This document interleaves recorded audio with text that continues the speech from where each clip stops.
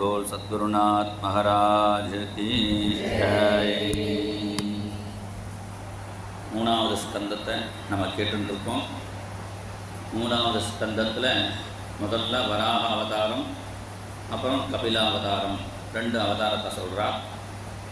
வராக அவதாரம் வந்து யஜ்ஞவராகம்னு நம்ம சொன்னோம். யஜ்ஞவராகம்னா வேதம் வந்து முதல்ல பூர்வ மீமாம்சா, உத்தர மீமாம்சா, அது கர்ம மீமாம்சா, பிரம்ம மீமாம்சா.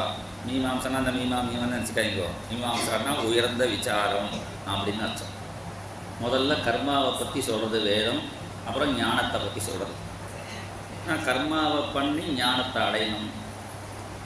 இப்போ ஞானம் தானே அடையணும், டைரெக்டாக ஞானமே போயிடலாமேன்னா அப்படி போனால் சரியாக இருக்காது. ஒருத்தர் எம்ஏ படிக்கணும்னா டைரெக்டாக எம்ஏ படிச்சுடலாமே போக முடியாது. எல்கேஜியில் ஆரம்பித்தா தான் எம்ஏ போகலாம். எம்ஏ காரனுக்கே எம்ஏ பரீட்சை என்ன பாடமே புரிய மாட்டேங்கிறது. எல்கேஜி காரனுக்கு போய் எம்ஏ பாடத்தை சொன்னால் புரியுமோ? அதனால் எல்கேஜிலேருந்து போனால் தான் எம்ஏ போகலாம். அது மாதிரி கர்மாவை பண்ணி சித்த சுத்தி அடைஞ்சு ஞானத்தை அடையணுங்கிறதுக்காக தான் முதல்ல வராக அவதாரத்தை சொல்லிவிட்டு அப்புறம் கபிலாவதாரத்தை சொல்கிறான். பிரம்மாவோட நிழல்லேருந்து தோன்றினவர் கர்தமர்னு பேர். பேரே ரொம்ப அழகாக இருக்குது. தமம்னா தமஹா இந்திரிய சம்யமஹா. இந்திரியங்களை அடக்கி யார் வச்சிருக்காரோ அவருக்கு கர்தமன்னு பேர். காணினா இந்திரியம்னு அர்த்தம். அப்போ இந்திரியங்களை அடக்கினவர் கர்தமர். அவள் ஆத்துக்காரிக்கு தேவஹூதின்னு பேர். என்ன அர்த்தம்னா தேவர்களை கூப்பிடக்கூடிய சக்தி உடையவள் தேவஹூதின்னு அர்த்தம். அவள் ரெண்டு பேருக்கும் 9 பெண் குழந்தைகள் பிறக்கிறதுன்னா முதல்ல. அவாத்து மாமா கதையில் கொஞ்சம் வித்தியாசமாகிடுச்சு. மாமா 9 குழந்தை ஆண் குழந்தைகள், அப்புறம் பொன் குழந்தை பிறந்தது. இங்கே வந்து 9 பெண் குழந்தைகள், அப்புறம் கபில பிறக்கிறான்னா என்ன அர்த்தம்னா பக்தி என்பது ஸ்திரீலிங்கம். 9 பெண் குழந்தைகள்னால் என்ன அர்த்தம்னா 9 பக்தி பண்ணணும். சிரவணம், கீர்த்தனம், ஸ்மரணம், பாதசேவனம், அர்ச்சனம், வந்தனம், தாஸ்யம், சக்கியம், ஆத்ம நிவேதனம். 9 பக்தி பண்ணினா ஞானம் கபிலன் அவதாரம் பண்ணுவான்னு அர்த்தம். முதல்ல கர்தம தபஸ் பண்ணினால் பகவான் வரலை. பகவான் வரலையேன்னு கண்ணீர் விட்டால் அப்போ பகவான் தரிசனம் கொடுக்குறார். பிரம்மா சிருஷ்டி பண்ண தான் சொன்னார். சிருஷ்டி பண்ண சொன்னோடனே தபஸுக்கு ஏன் போனான்னா குழந்தை பிறக்கிறது முக்கியம் இல்லை, நல்ல ஆரோக்கியம் உள்ள குழந்தைகளாக, புத்திசாலி உள்ள குழந்தைகளாக, அப்பா அம்மா சொன்ன பேச்ச குழந்தைகளாக பிறக்கணுன்னா கல்யாணம் ஆனவுடனே ஹனிமூன்லாம் போகக்கூடாது. நம்ம இந்து சம்பிரதாய பிரகாரம் கல்யாணம் ஆகிட்டு தம்பதிகள் குலதெய்வ கோவிலுக்கு போகணும், அங்கே போகணும்னு சம்பிரதாயம். அது மாதிரி ஒரு புண்ணிய க்ஷேத்திரத்தில் போய் தபஸ் பண்ணணுமா. புண்ணிய தீர்த்தே கிருதம்யேன தபக்வாப்யதி துஷ்கரம் தஸ்ய புத்திரோ பவேத்வஸ்யா சமிருத்தோ தார்மிகா சுதீஹி. ஒரு புண்ணிய க்ஷேத்திரத்தில் ஒரு வருஷமோ 6 மாதமோ ஒரு மண்டலமோ யார் தபஸ் பண்ணுறாலோ அவளுக்கு தான் சொன்ன பேச்சை கேட்கக்கூடிய குழந்தைகள் பிறக்கும்னு சொல்லியிருக்கு. இப்போ புரிகிறதோ? ஏன் நம்ம பசங்களாம் சொன்ன பேச்சை கேட்கலன்னு நம்ம சரியாக தபஸ் பண்ணலைன்னு அர்த்தம். அதனால் என் குழந்தைகள்லாம் சொன்ன பேச்சை கேட்குறா. அப்போ தபஸ் பண்ணணும்னு சொல்கிறோம். அதனால தான் தபஸ் பண்ணுறா. ஏன்னா ஒரு நல்ல தானியம் வரணும்னா பூமியை முதல்ல சுத்தம் பண்ணணும். அப்புறம் நல்ல வித்தா போட்டால் தான் அந்த நல்ல தானியம் கிடைக்கும். பூமி மாதிரி ஸ்திரீகள், வித்து மாதிரி புருஷா, அது ரெண்டும் நன்னாக இருந்தால் தான் நல்ல குழந்தைகள் வரும்னு அர்த்தம். அப்படி தபஸ் பண்ணின உடனேயே பகவான் பிரத்யட்சமாகி என்ன வேணும்னு கேட்டால் இவர் சொன்னார். தச்சா சச்சாகம் பரிவோடு காமஹா சமானசீலாம் கிருகமேதேனும் உபேதிவான் மூலம் அசேஷமூலம் துராசய காமதுகாங்கி பஸ்யேன். ஒரு அழகாக பிரார்த்தனை பண்ணார். எங்கள் அப்பா கல்யாணம் பண்ணிக்க சொல்லியிருக்கார், ஒரு நல்ல பொண்ணு கிடைச்சா தேவலைன்னா. பகவான் சொன்னார், பொண்ணு கிடைக்கிறதே ரொம்ப கஷ்டமாக இருக்குது, குதிரை கொம்பாக இருக்குது. நல்ல பொண்ணு கிடைக்கிறது ரொம்ப கஷ்டம். கிடைக்கிற பொண்ணாக கல்யாணம் பண்ணுறது நல்லதாக ஆக்க ட்ரை பண்ணிக்க வேண்டியதான். அதனால் உனக்கு கவலைப்பட வேண்டாம், நானே பொண்ணு பார்த்துருக்கேன். நாளான்னைக்கு அந்த பொண்ணை அழைச்சிட்டு அவள் அப்பா வருவார். மனு தேவகூதியை அழைச்சின்னு வருவார். அவளை கல்யாணம் பண்ணிக்கோ. உங்கள் 2 பேருக்கும் 9 பெண் குழந்தைகளுக்கு பிறகு நானே பிறப்பேன்னு பகவான் அனுகிரகம் பண்ணினான். ஒரு கல்யாணம் தான் பண்ணிக்கணும்னா சொல்ல குழந்தை பிறக்கலாம் கூட கேட்கல. 9 பெண் குழந்தைகள், அப்புறம் நானே பிறப்பேன், அம்மாவுக்கு உபதேசம் பண்ணுவேன். நம்ம கேட்காதே சேர்த்து கொடுக்குறது தான் பகவான். நமக்கு அல்பமாக கொஞ்சம் தான் கேட்க தெரியும். அனபியர்த்திதானபி அர்த்தான்னு காமான் அஜஸ்திரம் விதரதி அப்படிங்கிறார். கேட்காதையும் கொடுப்பான் குருவாயூரப்பன்கிறார் பட்டத்திரி. அப்படி அனுகிரகம் பண்ணினால் அதே மாதிரி தேவகூதி அழைச்சிட்டு அவள் அப்பா வந்தால் கல்யாணம் பண்ணிக்கணும்னு சொல்ல அவர் சொன்னால், நான் கல்யாணம் பண்ணிக்கிறது முக்கியம் இல்லை, ஒரு ஆண் குழந்தை பிறந்தா சன்னியாசியாக போயிடுவேன் சம்மதமானு கேட்க தேவகூதி அம்மாவும் சம்மதம்னா பகவானுக்கு கவலை. முதல்ல நம்ம பிறந்துட்டோன்னா அம்மாவை விட்டுட்டு அப்பா போயிடுவாருன்னு வரிசையாக 9 பொன் குழந்தைகளாக பிறந்துட்டே இருந்தது. ஏன்னா முதல்ல பொன் குழந்தை பிறந்துட்டும் அப்புறம் பையன் பிறந்தா அம்மாவுக்கு ரொம்ப சிரமம் குறைச்சி, அப்புறம் அம்பி பாப்பாவை அக்காவே கவனிச்சுப்பா, அம்மாவுக்கு பாதிக்காக குறைஞ்சிடும். அதனால் தனக்கு 9 அக்கா இருந்தால் நன்னா கவனிச்சுப்பாளேன்னு நினச்சிட்டார் போலருக்கு பகவான். அந்த தேவகூதிக்கும் கர்தமருக்கு தான் 9 பெண் குழந்தைகள், அருந்ததி அனசூயான்னு பெரிய பதிவிரதைகளை யாரெல்லாம் நம்ம சொல்கிறோமோ அவெல்லாம் தேவகூதிக்கும் கர்தமருக்கும் பிறந்தவா. கடைசியில் பகவான் பிறக்கலைன்னு கவலைப்பட்டார். ஏன் பிறக்கலைன்னா நம்ம பண்ணுற தர்மம் போரலை. நிறைய தான தர்மங்கள் பண்ணினாதான் மகாத்மாக்கள் குழந்தைகளாக பிறப்பார்கள். நந்தகோபுரத்துக்கு ஏன் கிருஷ்ணன் வந்தான்னா அவர் தான தர்மம் பண்ணுவாராம். அம்பரமே தண்ணீரே சோரே அரஞ்செய்யும் எம்பெருமான் நந்தகோபாலா எழுந்திராய். எல்லாருக்கும் வந்தவாளுக்கு வஸ்திரதானம் பண்ணுவாராம். நான் வேட்டி எடுத்துன்னு வரலையேண்ணா, அதெல்லாம் நான் புது வேட்டி தான் கொண்டு. அம்பரமே தண்ணீரே, அங்கங்கே தண்ணீர் பந்தல் வச்சு ஜலம் கொடுப்பார். சோரே அரஞ்செய்யும், அன்னதானம் நிறைய பண்ணுவார். இது மாதிரி யார் தான தர்மங்கள்லாம் பண்ணுறாலோ அப்போ தான் பகவான் வருவார். தப்போ திரவின தானேஷ்ட சர்த்தையாச்ச ஈஸ்வரம் பஜ. அப்படி அவெல்லாம் சேர்ந்து கொஞ்ச நாளைக்கு பகவன் நாமத்தை சொல்கிறா. மாதவ கிருஷ்ணா மதுசூதன கிருஷ்ணா, மாதவ கிருஷ்ணா மதுசூதன கிருஷ்ணா, யாதவ கிருஷ்ணா யதுநந்தன கிருஷ்ணா, யாதவ கிருஷ்ணா யதுநந்தன கிருஷ்ணா, மாதவ கிருஷ்ணா மதுசூதன கிருஷ்ணா, மாதவ கிருஷ்ணா மதுசூதன கிருஷ்ணா. 2 பேரும் பகவன் நாம சொல்லி தபஸ் பண்ண ஒரு நல்ல முகூர்த்தத்தில் பகவான் அவதாரம் பண்ணார். தஸ்யாம் பகுதிதே காலே பகவான் மதுசூதனா கார்தமம் வீரியமா பண்ணா யஜ்ஞே அக்னிதிவதாருணி. கட்டையில் இருக்கிற அக்னி எப்படி தேய்ச்சா வருதோ அது மாதிரி பகவான் நமக்குள்ள உள்ளுக்குள்ள இருக்கா. கடையிறத பக்தி யோகத்தினால கடைஞ்சால் அந்த பகவானை பார்க்கலாம். அப்படி இவர்கள் தபஸ் பண்ண பகவான் கபிலனாக ஆச்சாரியனாக ஜடா மண்டலமும் சின்முத்திரையும் தண்டக மண்டலோட குருவாக தரிசனம் கொடுக்குறார். குருவாக தரிசனம் கொடுத்தா குழந்தைன்னு இங்கே பார்க்குறது உடனே காலில் உழுதுட்டான். அவள் அப்பா உபதேசம் பண்ணணும்னா அப்பாவுக்கு உபதேசம் பண்ணினார். இந்த பக்தி யோகம் கர்ம யோகம்லாம் ரொம்ப கஷ்டம், ஞான யோகம் ஈஸி. எதை வருதோ எல்லாம் எனக்கு இல்லைன்னு நினச்சிக்கணும். சுகம் துக்கம் மானம் அவமானம் லாபம். யாரும் நம்மளுக்கு திட்டினானா, என்னை யார் திட்டுறா, என் உடம்பை திட்டுறா, குண்டாக இருக்க ஒல்லியாக இருக்க கருப்பாக இருக்கன்னா எனக்கு ஒன்றும் இல்லை, அது உடம்பு தானே, அது எப்படி வேணாலும் திருப்பி போகும் அப்படி நினச்சிக்கணும். அப்படி மானம் அவமானம் லாபம் நஷ்டம் வெற்றி தோல்வி சீதம் உஷ்ணம் சூடாக சூடு சூடு சூடு அப்புறம் குளிராக குளிர் குளிர் குளிர் குளிர் சூடு மாற்றி மாற்றி தான் வரும். அதெல்லாம் பொறுத்துக்கணும் அப்படிங்கிறாங்க பகவான். நம்ம சூடாக இருக்குன்னு ஏசியை போட்டுக்கிறோமே தவிர சூடே ஏன் ஆறுனா எல்லா இடத்துலையும் ஏசி போடுறதுனால தான் வெளியில் சூடாக இருக்கும். ஒரு ஏசி வச்சா மினிமம் 2 மரம் வைக்கணும், வில்வ மரம் வைக்கணும். அதுதான் இந்த வாரத்தில் கரெக்டாக வில்வ மரம் இருக்குது, நான் புழைச்சேன்னு நினச்சிருந்தேன். அதனால் ஏன்னா அந்த வில்வம் வந்து சில்னஸ் கொடுக்கக்கூடிய விருட்சம். அதனால தான் சிவன் ரொம்ப ஹீட்டாக இருப்பார். அப்படி அதனால தான் அவருக்கு தலையில் வில்வத்தை போடணும் வச்சுருக்கோம். பெருமாள் ரொம்ப சூடாக இருப்பார், அதனால் அவருக்கு துளசி ஜில்லுன்னு அவருக்கு வைக்கணும். அப்படிலாம் நியமங்கள் வச்சுருக்கான். அப்போ ஒரு சட்டம் கொண்டு வரணும்னு நினைக்கிறேன். ஒரு ஏசி வைக்கிறதா இருந்தால் அவாத்தில் இனிமேல் 2 மரம் வைக்கணும் அப்படி சட்டம் கொண்டு வந்தால் தான் நாடு உழைக்கும். அவாவா நான் சௌக்கியமாக இருக்கணும் நான் சௌக்கியமாக இருக்கணும். அதனால் நீங்கள் 2 பேரும் மரம் வச்சுருக்கீங்கன்னு சொல்லணும். அப்படி விஷயம் என்னடான்னா அந்த எது வருதோ அதை சகிக்க கற்றுக்கணும் என்று அப்பாவுக்கு உபதேசம் பண்ணினார். அவர் சரின்னு கிளம்பினார்.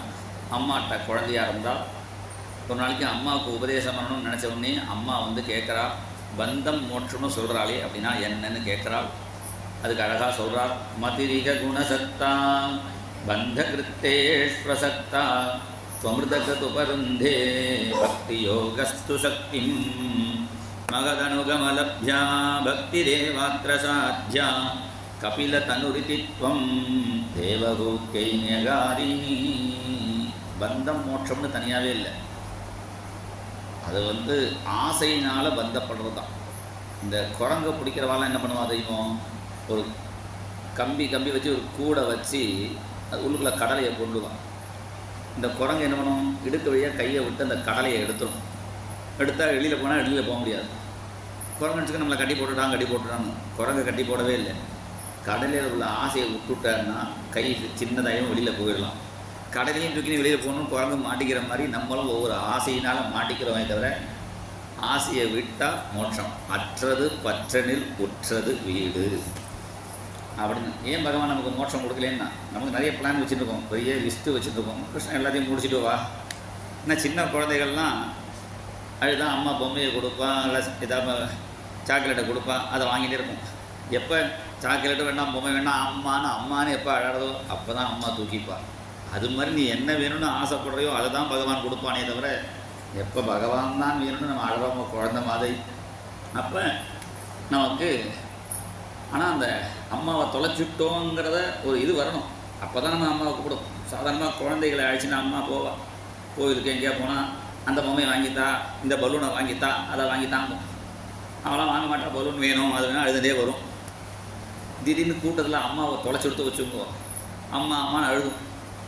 அப்போ யார் மாமா உனக்கு என்ன பலூன் வேணுமா, அதனால் எனக்கு பலூனும் வேண்டாம், அவங்க சாக்லேட்டு வேண்டாம், அம்மா தான் வேணும்.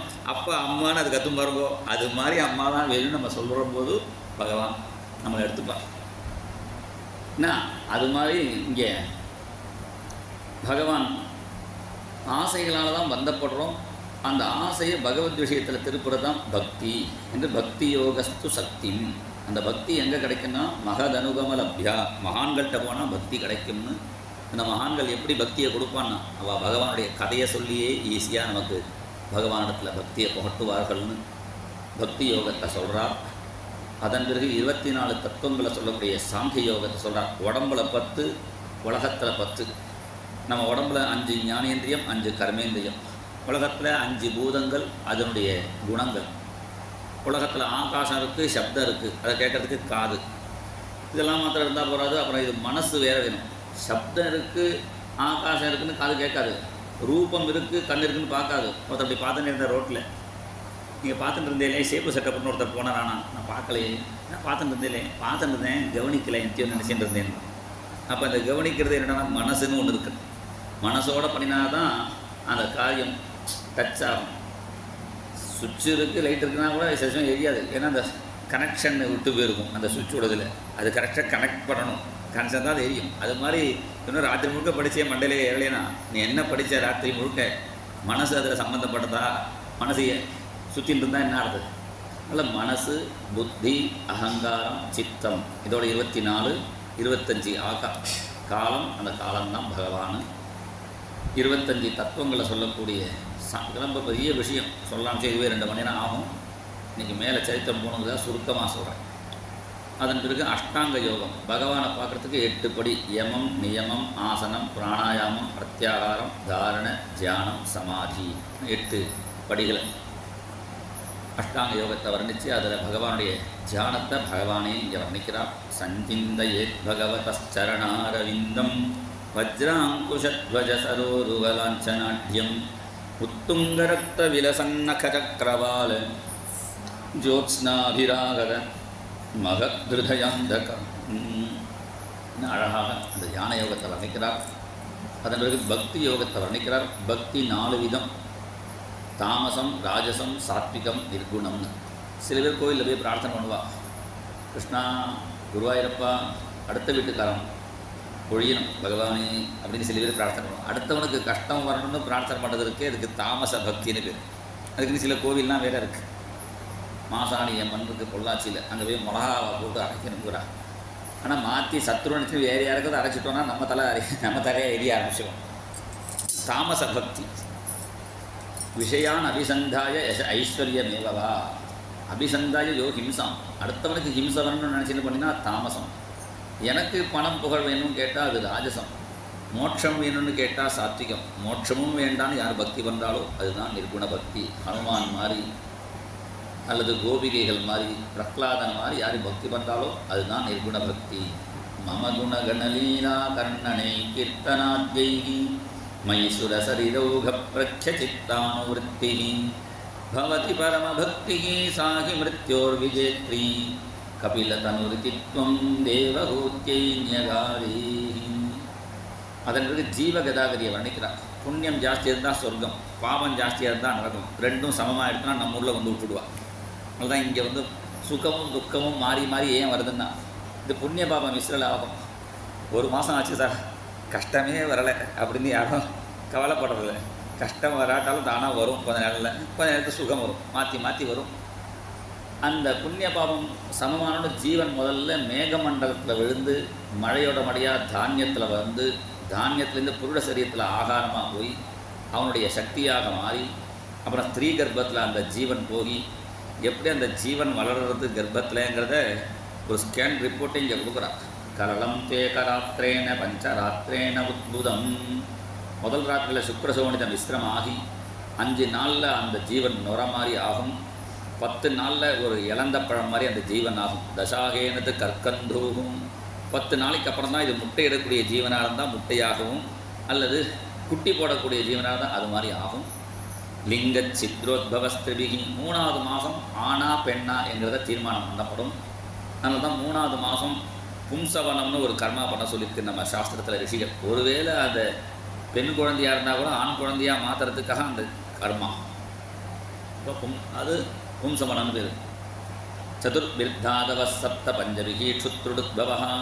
5வது மாதத்தில் அந்த குழந்தைக்கு உள்ளுக்குள்ளே இருக்கிற குழந்தைக்கு பசிக்க ஆரம்பிச்சோம். இப்போலாம் டியூப் வழியாக ஆகாரம் பண்ணுற மாதிரி பகவான் அம்மா வயதுலேருந்து அதுக்கு டியூப் ஆகாரம் அன்றைக்கே பகவான் ஏற்பாடு பண்ணியிருக்கார். ஆரம்பிய சப்தமான் மாசாத்து. 7வது மாதத்துலேருந்து அதுக்கு ஞானம் வந்துடுவான் வயத்தில் இருக்கிற குழந்தைக்கு. அப்போ நல்ல விஷயங்களை நல்லதை கேட்கணும். நல்லதாக கேட்டால் அவனுக்கு நல்ல குழந்தைகளாக போகிறோம். அதனால் சப்தமான் மாசா லப்த போதோபி வேபிதா நீக்கத்ராஸ்தே. அப்புறம் சுற்ற ஆரம்பிச்சிடும் அந்த குழந்தை. அது அப்படியே சுற்றிகிட்டே இருக்கும் வயதுக்குள்ளே. 7வது மாதத்துக்கு அப்புறம் போராத்துக்கு அது பாபி தீவனாக இருந்தால் என்ன கஷ்டம்லாம் சொல்கிறார். அம்மா சாப்பிடக்கூடிய உரப்பு, உப்பு, கட்டு, தீக்ஷ்ண, உஷ்ண, லவண, ரூட்ச, அம்லாதிவி. சூடாக காபி குடித்தா அம்மா நீ சூடாக காபி குடிக்கிறியே என் உடம்பு தலை வலிக்க தலையில் சூடாக விழுதுன்னா சொல்ல தெரியாது. அது அம்மா சாப்பிடக்கூடிய ஆகாரத்தினால கஷ்டப்படுங்கிறார். அந்த கர்ப்பிணி நியமத்தோடு அந்த குழந்தை அந்த அம்மா இருந்தால் அந்த குழந்தைக்கு பாக்கியம். அந்த ஜீவன் கர்ப்பத்திலேருந்து ஜீவன் ஸ்தோத்திரம் பண்ணுறதுன்னு ஒரு ஜந்து ஸ்துதி இங்கே இருக்குது பாகவதத்தில். தஸ்யோபசன்னமவிதும் ஜெகதிச்சயார்த்த நானாதனோ புவி சலச்சரணாரவிந்தம் சோகம் விரஜாமி சரணம் ஜெகதோ பயம் மே ஏனே கிருச்சி கதிரதஸ்ய சதோனுரூபா. பகவானே, போன ஜென்மாவில் ஒரு துளசியை உனக்கு போடலை, ஒரு நமஸ்காரம் பண்ணலை, அதான் அப்படி கர்ப்பத்தில் வந்து கஷ்டப்பட்டுருக்கேன்னு ஜீவன் சொல்லும். ஏன்னா வயிற்றுக்குள்ளே இருக்கிற ஜீவனுக்கு எவ்வளோ கஷ்டம் பாருங்க. கொஞ்சம் நேரம் லைட்டு ஃபேன் இல்லைன்னா கஷ்டமாக இருக்கும். இங்கே என்ன நான் 10 மாதம் இந்த வயத்தில் இருக்கிற குழந்தைக்கு லைட்டும் கிடையாது, ஃபேனும் கிடையாது, ஏசி கிடையாது, போகிறதுக்கு சூடு வேறு. அம்மாவுடைய ஜாடரா அப்படி சூடு வேறு. மைசூர் மகாராணி கர்ப்பவதியாக இருக்கான்னு சொல்லிட்டு எலக்ட்ரிஷனை கூப்பிட்டு தொண்டையில் லைட்டு ஃபேன்லாம் ஃபிட் பண்ண முடியாது. எந்த மகாராணி கர்ப்பவதியாக இருந்தாலும் வயத்தில் இருக்கிற ஜீவனுக்கு கர்ப்பவாச துக்கம்தான். அந்த ஜீவன் பிரார்த்தனை பண்ணும், யுக்தியாக இந்த ஜென்மாலே தான் எனக்கு நல்ல அம்மா அப்பா கிடைச்சா தேவலை. ஏன்னா கர்ப்பவாசம் எல்லா ஜீவனுக்கும் ஒன்று தான். நான் வந்து நாய் கர்ப்பத்தில் இருக்கேன்னா பன்னி கர்ப்பத்தில் இருக்கேன்னா தெரியாது, இல்லை நாய் பண்ணி மாதிரி இருக்கிற மனுஷியால் கர்ப்பத்தில் இருக்கேன்னா தெரியாது.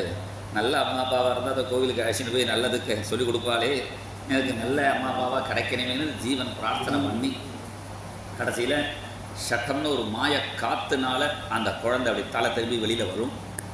அந்த மாயக்காற்று அடிக்கும்போது கோவிச்சு நூட்டாராம். அதுதான் நம்மாழ்வாருக்கு ஷட்டாரின்னு பேர். ஷட்டகோபன்னு நம்மாழ்வாருக்கு பேர். பெருமாள் கோவில் போனால் ஷட்டாரின்னு ஒரு பாத்திரத்தை தலையில் கோவிக்கிறா இருக்கும், அது நம்மாழ்வாருடைய பாதுகை. அந்த ஷட்டங்கிற காற்றை கோபிச்சு விடுறதுனால ஏன் அந்த காற்றுனா அது வந்து ஒரு அனஸ்திஷியா, பகவான் கொடுக்குற அனஸ்திஷியா. அப்போ தான் அந்த அம்மாவுக்கு கஷ்டம் இல்லை, ஜீவனும் கஷ்டப்பட்டு தான் வெளியில் வருது. அதனால் இன்றைக்கும் கேரளாவில் ஒரு கோவில் இருக்குது, திருவில்லாமலைன்னு ராமர் கோவில். அங்கே ஒரு குகை இருக்குது. இந்த குருவாயூர் ஏகாதசின்னு நினைக்கிறேன், அன்றைக்கி தான் அந்த குகையை திறப்பா. அந்த குகைக்குள்ளே எல்லாரும் போவா.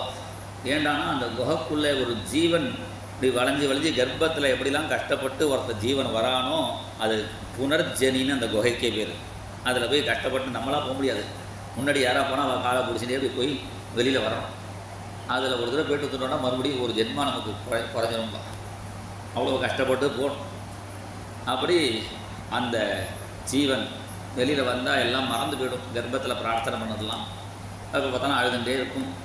இங்கே வியாக்கியானத்தில் ஸ்ரீதர சுவாமிகள் சொல்கிறார், இந்த குழந்தை அழுதா ஏன் அழுதுன்னு அம்மாவுக்கும் தெரியாது. சைல்டு ஸ்பெஷலிஸ்ட்டு ஏதோ நீட்டு எழுதினா தான் ஓரளவாக தெரியும். இன்னும் வயசானவாளாவது என்ன சிரமம்னு சொல்ல தெரியும். சின்ன குழந்தைக்கு சொல்லவும் தெரியாது. நம்ம நீட்டு எழுதாமல் 35 மார்க் வாங்கின டாக்டராக வந்தால் என்ன பண்ணுறது? அது குழந்தைக்கு பார்த்து பண்ணணுமே. சில சமயம் அந்த மாற்றி பண்ணிவிடுவாங்க. அது நல்லா வயத்த வழியில் அழும்பொழுது என்ன பண்ணுவா? அப்போ போய் பாலை கொடுப்பா. அது பசியில் அழும்போது மருந்தை கொண்டு கொடுப்பா. வேண்டாம்னா சொல்ல முடியாது. மூக்கு படிச்சுட்டு பாலாடையும் மொயின்னு ஒரு அமுக்க அமைக்கிடுவா. கேங்கன்னு கத்திட்டே குடிக்க வேண்டியதுதான். இப்படியே குழந்தையாக இருக்கும்போது படக்கூடிய கஷ்டம். அப்புறம் ஒவ்வொன்றுக்கும் அழும். நீஞ்சறதுக்கு தவறதுக்கு மெதுவாக அழுந்து பெருசானா அதை விட கஷ்டம். எல்கேஜின்னு ஆரம்பித்தா இந்த எள்ளுன்னா முதுகெலும்புன்னு அர்த்தம்.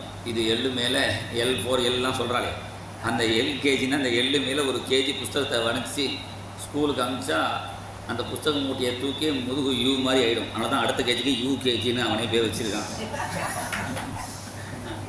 இப்படி படிக்கிறதுல கஷ்டம். படித்தா அப்புறம் வேலை கிடைக்கணுமே கஷ்டம். இப்போ வேலை கிடைச்சா அப்புறம் குழந்தை கல்யாணம் ஆகணுமே கஷ்டம். இப்படி இந்த ஜீவன் சுற்றின்னு இருக்கும். இதில் எந்த ஜீவனுக்கு சத்சங்கம் கிடைச்சதோ அது கரையேறும். இல்லாத ஜீவன் புனரபி ஜனனம் புனரபி மரணம் புனரபி ஜனனி ஜடரே சயனம் ஈக சம்சாரே பகுதுஸ்தாரே கிருபயா பாரே பாகி முராரே. சில பேருக்கு சத்தியத்தை பூர்த்தி சதாபிஷேகம் ஆனால் கூட சப்தாகன்னா என்ன அப்படி கேட்குறவா இருப்பா. சில குழந்தைகளுக்கு பிறக்கிறதுக்கு முன்னாடியே வாதம் கேட்குறது இந்த காத்து குழந்தை. அப்படி சில பேருக்கு பாக்கியம். அப்படி ஜீவ கதாதரியை சொல்லி இன்னும் ஏதாவது வேணுமா என்று கேட்க, நீ சொன்ன எந்த யோகம் எனக்கு வராது, உன் பேரை சொல்கிறேன் அது போருமா என்று கேட்க, அதுவே போரும்ட்டான். தேவதேவ வாசுதேவ ஹரே கிருஷ்ணா தேவதேவ வாசுதேவ ஹரே கிருஷ்ணா நந்த குமார வர நவநீத சோர ஹரே நந்த குமார நந்த குமார வர நவநீத சோர ஹரே நந்த குமார வர நவநீத சோர ஹரே தேவ தேவ வாசுதேவ ஹரே கிருஷ்ணா தேவ தேவ வாசுதேவ ஹரே கிருஷ்ணா கோபி மன சோர கோபால கிருஷ்ண ஹரே கோபி மன சோர கோபி மன சோர கோபால கிருஷ்ண ஹரே கோபி மன சோர கோபால கிருஷ்ண ஹரே தேவ தேவ வாசுதேவ ஹரே கிருஷ்ணா தேவ தேவ வாசுதேவ ஹரே கிருஷ்ணா நந்த குமார வர நவநீத சோர ஹரே நந்த குமார வர நவநீத சோர ஹரே தேவ தேவ வாசுதேவ ஹரே கிருஷ்ணா தேவ தேவ வாசுதேவ ஹரே கிருஷ்ணா. என்னுடைய நாமத்தை என் நாமதேய சிரவணான கீர்த்தனாத்தும் நாம கீர்த்தன மகிமையை தேவகூதியே சொல்லி வந்தே விஷ்ணும் கபிலம் வேதகர்ப்பம்னு நமஸ்காரம் பண்ண. அதன் பிறகு பகவான் கிளம்பினான். பகவானே தியானம் பண்ணினான். பகவான் தியானம் இல்லை, பையனை தான் தியானம் பண்ணுவான். எல்லாமே ஒன்று பையனை தியானம் பண்ணணும்னு ஃபோட்டோ வச்சுட்டு புத்திரன் தியாயாமின்னு பையனுக்கு தியான ஸ்லோகம்லாம் சொல்ல வேண்டாம். அம்மாவுக்கு எங்கே போனாலும் குழந்தை நினைப்பாகவே இருக்கும். இந்த அம்மாவுக்கு பாக்கியம். பகவானே பையனாக பிறந்ததுனால பையனை தியானம் பண்ணினாலே பகவத் தியானம் ஆகிடுச்சு. அப்படி தியானம் பண்ணி அந்த தேவகூதியும் பகவத் ஸ்வரூபத்தை அடைஞ்சால் அவளுடைய சரீரமே ஒரு நதியாக ஓடினது என்று சொல்லி அது சித்தி அடைஞ்ச இடம் தான் சித்தப்பூர். இன்றைக்கும் இருக்குது குஜராத்தில். அது மாத்ருகயா என்று சொல்லப்படுறது. இந்த கபிலோபதேசத்தை யார் கேட்குறாளோ அவளுக்கும் பகவதி கிருததீ சுபர்ண கேதௌ உபலபதே பகவத் பதாரவிந்தம். அவளும் பக்தி ஏற்பட்டு பகவான் அடைவார்கள் என்று 3வது ஸ்கந்தத்தை முடித்தார். 4வது ஸ்கந்தம் தட்சயாகம் துருவச்சரித்திரம் உடைய சரித்திரம். அதை குழந்தை ராதிகா சொல்லுவார். गोपिका जीवनस्मरणं गोविन्द। जय बोल सद्गुरु महाराज।